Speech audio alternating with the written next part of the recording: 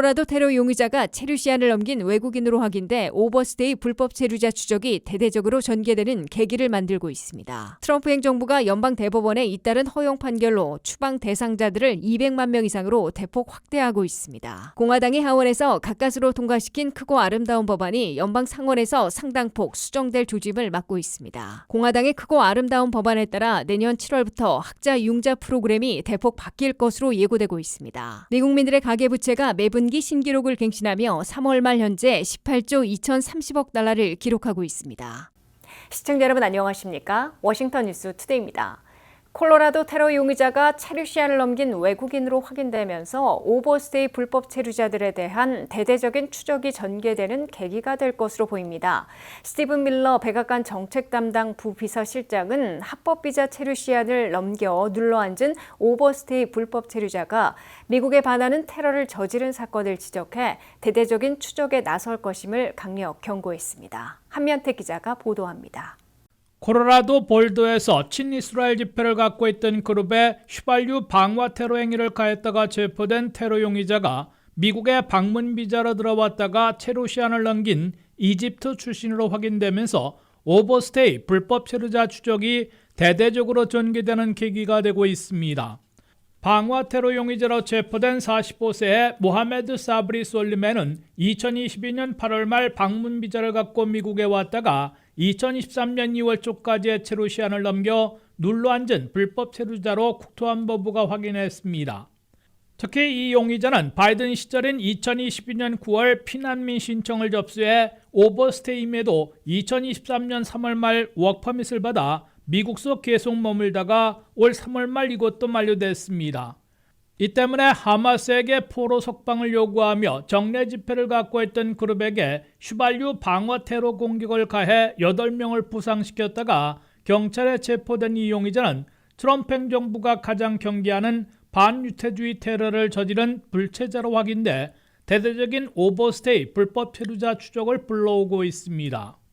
백악관의 스티븐 밀러 정책 담당 부비서실장은 합법 비자를 갖고 들어왔다가 체류 시한을 넘겨 눌러앉는 오버스테이 불법 체류자들이 미국에 반하는 테러까지 저지르고 있다는 점을 지적해 대대적인 오버스테이 추적에 나설 것임을 강력 경고했습니다.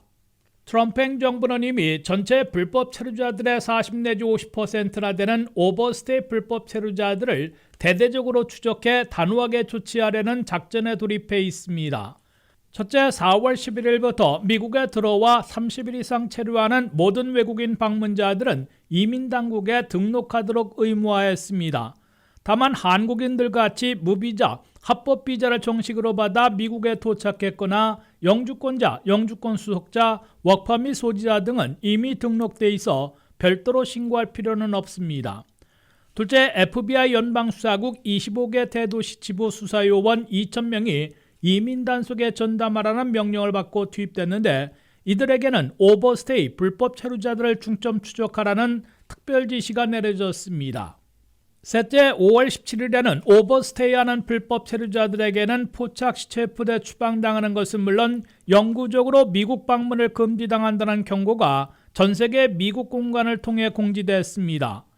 미국 내 불법 체류자들은 두 부류로 나누는데 절반은 멕시코 국경을 넘은 미입국자들이고 나머지 절반은 합법 비자로 왔다가 체류 시한을 넘겨 눌러앉는 오버스테이 불법 체류자로 분류되고 있습니다. 한인 불법 체류자 17만여 명의 대부분은 합법 비자로 미국에 왔다가 체류 시한을 넘기고 눌러앉은 오버스테이고 매년 3,000명씩 늘고 있어 이번 이민 단속의 주 타겟이 되고 있습니다. WKTV 뉴스 한면택입니다. 트럼프 행정부가 연방 대법원에 잇따른 허용 판결로 추방 대상자들을 200만 명 이상으로 대폭 확대하고 있습니다. 바이든 시절 일시 체류 허가를 받았던 100만 명 가까이 추방할 수 있게 됐고 또 다른 100만 명 이상도 추방 대상으로 확대하게 될 것으로 예상되고 있습니다. 한 해 100만 명 이상 추방하려는 트럼프 행정부가 불법 체류자 체포 추방 작전에선 부진을 면치 못하고 있으나 연방 대법원의 도움으로 추방 대상을 대폭 확대하고 있습니다.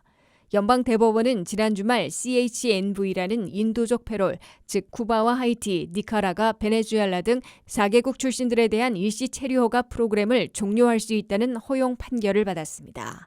수일 앞서 연방 대법원은 베네수엘라 출신 35만 명에 대한 TPS 임시 보호 신분도 종료할 수 있다는 허용 판정을 받았습니다.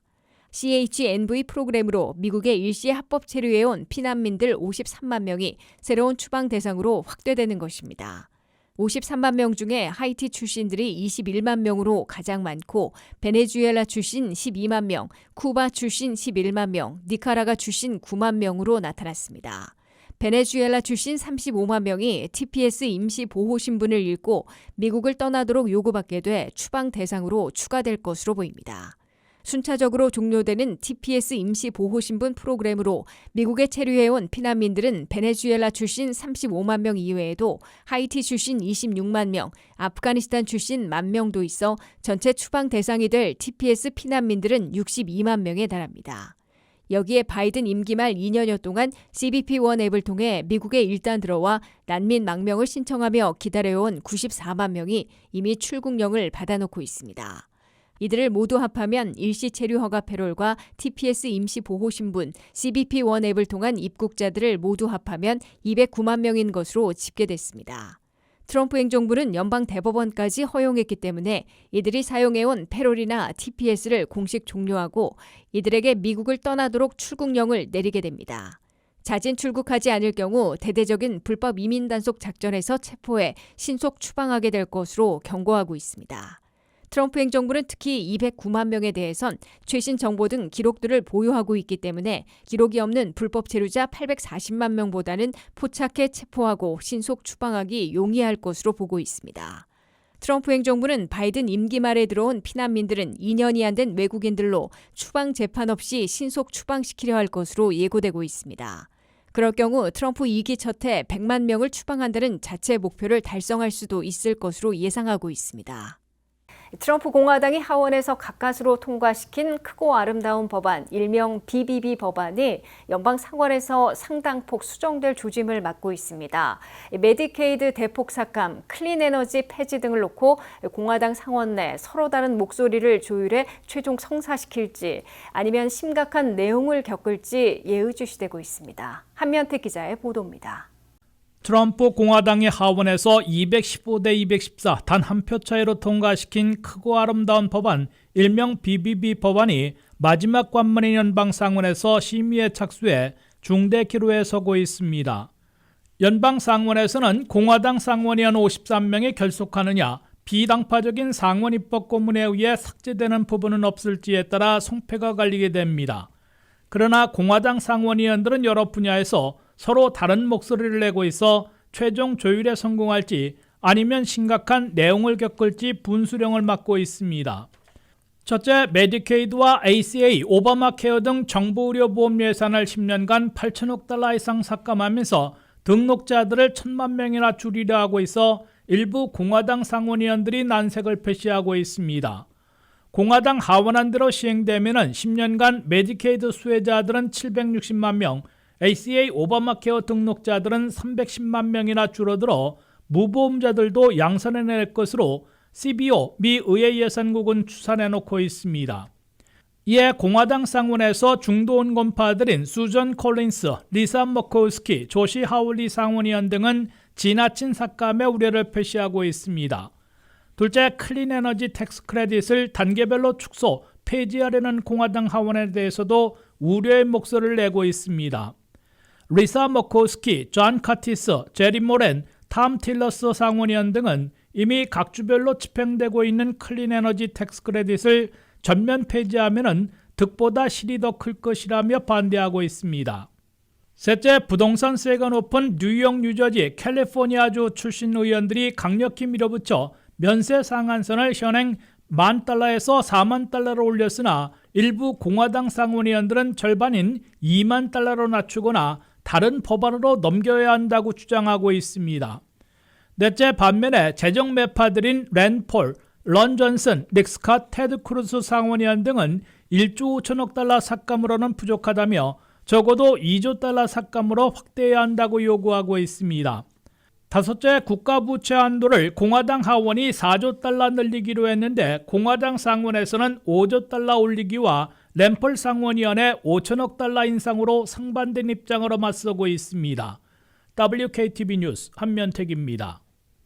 트럼프 공화당은 크고 아름다운 법안에 따라 내년 7월부터 학자 융자 프로그램을 대폭 바꿀 것으로 예고하고 있습니다. 학자 융자금 한도를 올리되 재학 중 정부가 이자율의 절반을 낮춰주는 보조는 없애고 탕감 가능 기간은 현재 10년에서 30년 후로 대폭 늘리게 되며 소득 기반 상환 프로그램이 RAP로 통합 대체됩니다. 미국의 대학과 대학원들이 대다수 이용하고 있는 학자 융자 프로그램이 2026년 7월 1일부터 크게 변경됩니다. 트럼프 공화당이 하원에서 통과시키고 상원 심의에 착수한 크고 아름다운 법안 일명 BBB에 따르면 크게 4가지가 바뀝니다. 첫째, 학자 융자금의 한도가 늘어나는 대신 정부 보조로는 없어집니다. 학부 대학생들은 졸업할 때까지 연방 융자를 받을 수 있는 한도가 현재 3만 1,000달러에서 내년 7월 이후에는 5만 달러로 늘어납니다. 대학원과 학부모 학자 융자인 플러스론의 경우 현재는 한도가 없으나 대학원의 경우 10만 달러 내지 15만 달러, 부모는 5만 달러까지로 새로운 리미트가 생깁니다. 대신 연방정부 론 가운데 재학 중일 때 이자율이 예를 들어 6.4%일 경우 절반을 보조해줘 3.2%로 적용해주는 정부 보조로는 폐지됩니다. 결국 모든 학자 융자금에는 6%대의 이자율이 적용됩니다. 둘째, 졸업 후 시작하는 소득 기반 상환 제도가 RAP라는 새로운 플랜으로 통합됩니다. 월 상환금으로 인컴에 따라 최소 1%에서 최대 10% 사이에서 결정돼 매달 상환하게 됩니다. 월 소득이 10,000달러에서 20,000달러 사이이면 AGI 조정소득의 최소인 1% 또는 최소 금액인 10달러를 상환하게 됩니다. 20,000달러에서 30,000달러 사이의 소득자는 조정소득의 2%를 매달 상환하게 됩니다. 연소득 10만 달러 이상이면 맥시멈인 조정소득의 10%를 매달 납부하게 됩니다. 셋째, 상환 도중 일자리 상실 또는 경제난에 빠질 때 신청하는 상환 유예 기간이 축소됩니다. 현재는 3년간 상환을 유예받을 수 있었지만 내년 7월 이후에는 24개월 기간 안에 9개월만 상환을 미뤘다가 나중에 그 기간만큼 계속 갚아야 하는 것으로 바뀝니다.